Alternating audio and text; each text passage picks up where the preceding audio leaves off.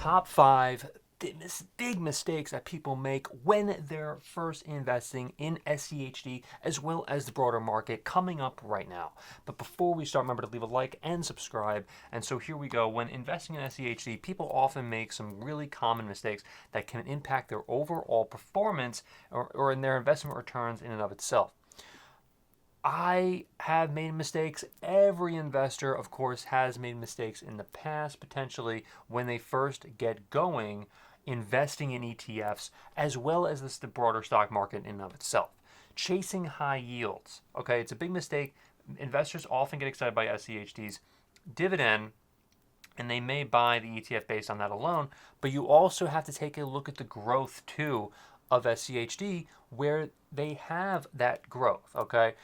Obviously a dividend is crucial. It's crucial, according to Peter Lynch and according to Warren Buffett, to have that type of, ETF in your portfolio or a stock in your portfolio that has an incredible dividend. This is according to Peter Lynch. I read two of his books, and he is one of the most, if you don't know who Peter Lynch is, you might be living under a rock. I'm not sure. But no, in all seriousness, though, he is one of the most successful investors of all time.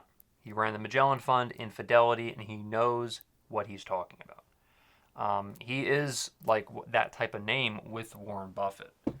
So to have that type of dividend, you really need to take a look at other potentially like VOO or VGT and others to really get a nice, mix in your portfolio.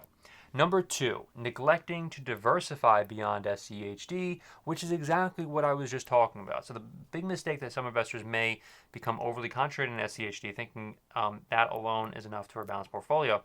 Don't get me wrong, SCHD does have a really nice portfolio in the actual ETF itself.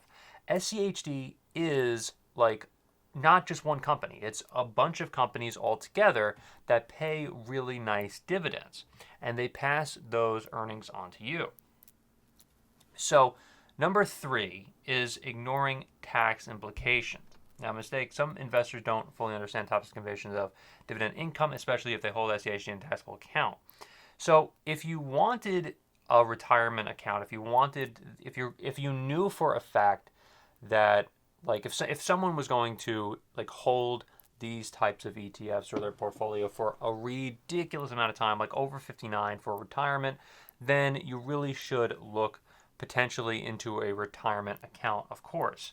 So short-term focus, not considering long-term holding, is number four.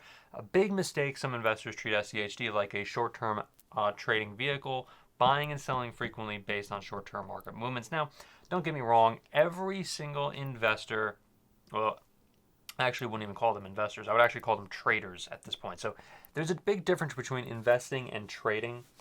And so investing is keeping something in the long term and making sure that you just kind of walk away from your portfolio of stocks and ETFs for retirement, and you really don't have to worry about it too much. That's kind of like what an investor is. If they like just put their money into VOO, SCHD, VGT, and others, they walk away and then they save it for retirement, whatever, right?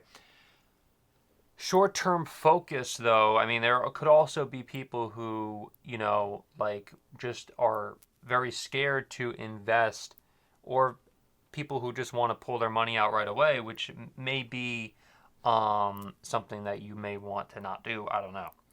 Overlooking the impact of fees, a big mistake that although SCHD has a low expense ratio of 0.06%, some investors may not factor in the impact of fees when comparing it to other funds.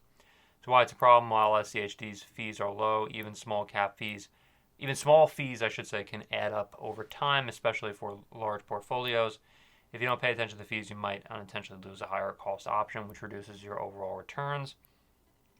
I mean, this is kind of overrated in my opinion, but it's definitely something that you should take a look at, okay?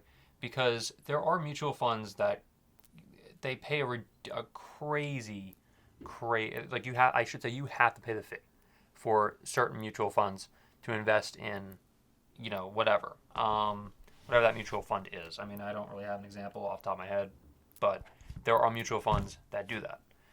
For ETFs, there is an expense ratio. People don't know there's an expense ratio, and you definitely need to know that when you're investing in anything. I mean, you have to know the ins and outs of what you're investing in. As Peter Lynch says, you should not just invest in a company just because you think it's going up.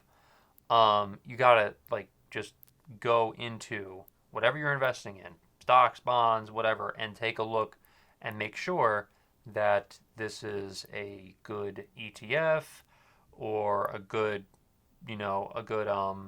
company or whatever, individual stocks or whatever that you're investing in.